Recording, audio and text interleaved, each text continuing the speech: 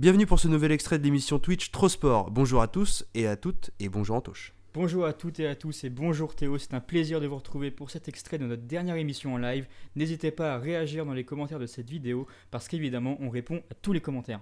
Eh bien, bonne vidéo. Du Cage Warrior qui avait son Cage Warrior 153 qui s'est déroulé le 29 avril et qui a vu 3 Français combattre sur la carte. Le premier, il s'appelle Nicolas Leblond. Et il a pratiquement, c'est pareil, c'est les maîtres fumés qui disaient ça, mais bon, quand on voit les images, je pense qu'il n'y a pas grand débat. Hein. Je pense qu'il y a eu deux meurtriers hier soir, enfin en tout cas deux meurtriers, deux personnes qui auraient pu être inculpées pour tentative de meurtre. C'est Nicolas Leblond et puis Morgan Charrière, parce que quand on voit les performances, en tout cas les finishes des deux, Nicolas Leblond qui a porté un étranglement bulldog à son adversaire Ryan Curtis, qui avait un record de 5 victoires, 3 défaites, un Irlandais. Il l'a pas décapité, mais il était à 2 doigts effectivement vraiment de l'étrangler de manière définitive.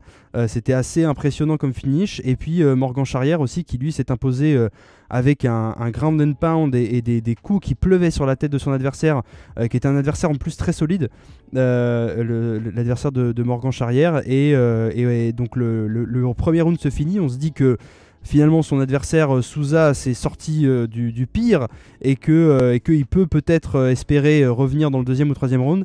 Et puis c'est le médecin qui met fin aux souffrances de son adversaire, puisqu'il l'empêche de repartir. Et c'est une victoire donc par TKO de la part de Morgan Charrière, enfin en tout cas par arrêt de l'arbitre à la première reprise, enfin fin de première reprise, début de deuxième. Et puis sur la même carte on avait aussi Benoît Blanc d'ailleurs qui a le même nom, je m'en suis rendu compte comme ça parce que je me suis dit mais ça me dit un truc hors MMA, et qui a le même nom donc que le détective joué par Daniel Craig dans À couteau tiré.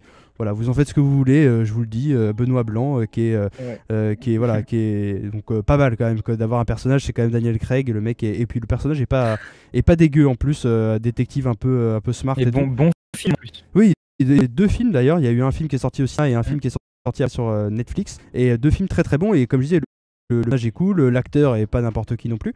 Donc voilà, mais Benoît Blanc qui lui aussi s'est imposé par soumission au premier round contre un débutant en MMA, Taka Mandou, enfin débutant en carrière pro en tout cas. Mais voilà, avec 0-0, mais en tout cas il a bien gagné son combat. Même si j'ai vu qu'il y avait eu un cafouillage où l'arbitre avait arrêté le combat en pensant que l'autre avait tapé. L'autre lui a dit non, j'ai pas tapé, du coup ils ont recommencé le combat. Bon, finalement, une soumission plus tard, Benoît Blanc s'impose toujours au premier round par soumission. Donc une superbe soirée pour les Français, une super soirée notamment pour Morgan Charrière qui revenait après un petit peu d'absence avec des adversaires aussi. On se souvient il y a 2-3 mois, son adversaire qui s'était ramené à la pesée en disant je suis 1,5 kg ou 2 kg de plus, et puis soit tu prends, soit on fait pas le combat. Enfin voilà, des moments aussi difficiles pour Guillaume Pelletier, qu'on salue, son manager, qu'on invite avec plaisir quand il veut sur Trop Sport pour parler de Morgan Charrière et puis de toute la Bulgarian Top Team, et puis bien sûr de Benoît Saint-Denis, puisque Guillaume Pelletier est aussi le manager de Benoît. Mais voilà, donc une super soirée pour les Français. Et comme quoi, on peut regarder autre chose que l'UFC, on peut regarder autre chose que des combattants, d'autres combattants que ceux du Factory, et quand même avoir des soirées incroyables et de très très grandes émotions avec les Français en MMA.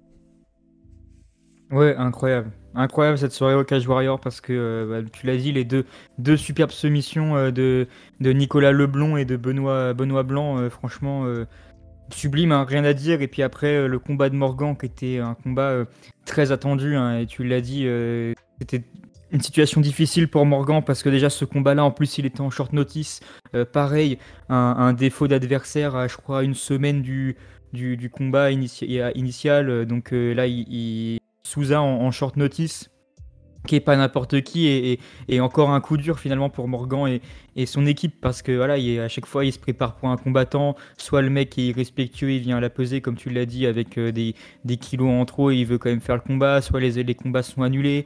Là il fallait que Morgan combatte, il fallait absolument qu'il combatte depuis le temps qu'il devait retourner dans la cage du Cage Warrior.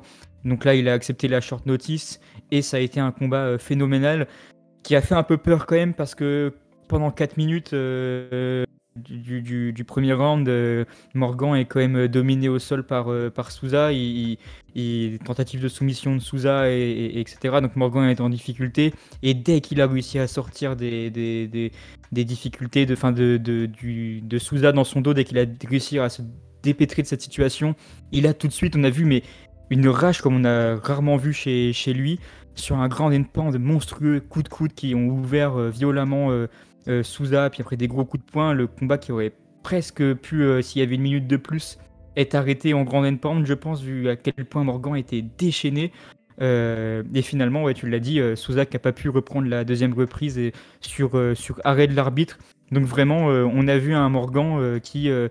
plein de rage, qui avait vraiment besoin de revenir dans la cage, besoin de faire une grosse performance et de montrer au public français qu'il était encore là, au Cage Warrior qu'il était encore là, et se remettre vraiment dans le combat et dans la colonne des victoires pour continuer sa carrière. Il avait vraiment besoin de ça et ça fait vraiment très plaisir de l'avoir vu revenir du côté de la victoire et aussi fort. Donc j'espère qu'il va pouvoir cette fois avoir cette malédiction, cette période de malchance qui a duré quand même un an et demi, 2 ans presque de malchance autour de Morgan, pour maintenant aller vers un futur plus positif. En tout cas, avec cette magnifique victoire, c'est tout ce qu'on peut lui souhaiter et j'espère qu'il va revenir rapidement et fortement au Cage Warrior pour, je l'espère, récupérer sa ceinture des featherweights qu'il avait perdu déjà il y a quelques temps.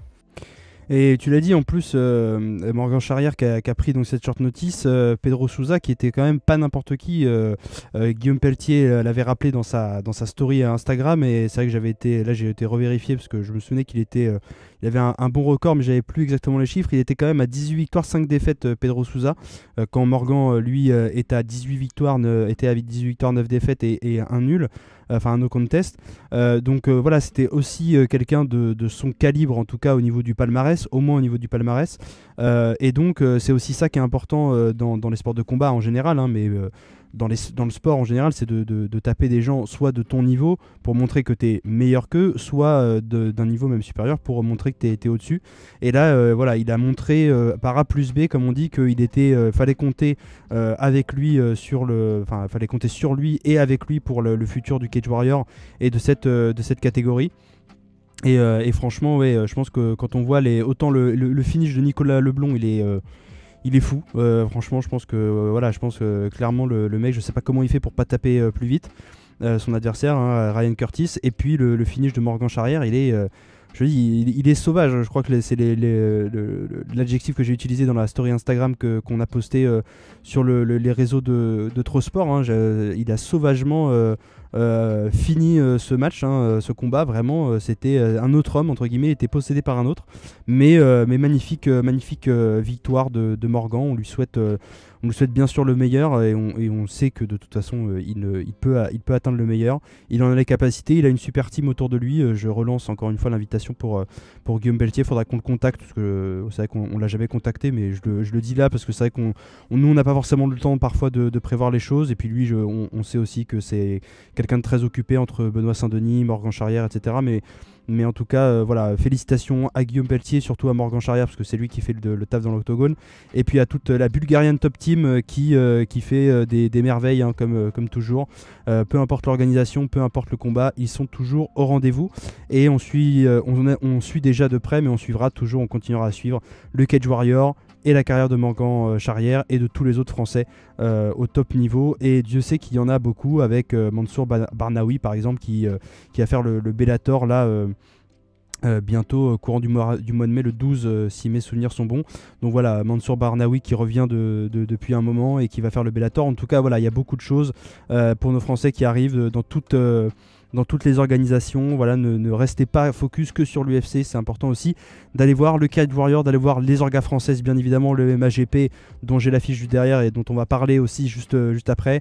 Voilà, le 100% Fight, l'Hexagone MMA, l'Octo-Fighting, etc. Enfin voilà, toutes les organisations sont bonnes à prendre, comme on dit. Toutes les organisations sont intéressantes et c'est ça aussi qui fait la beauté du sport, c'est de voir de tout et d'aller soutenir tout le monde, et notamment le MMA FR.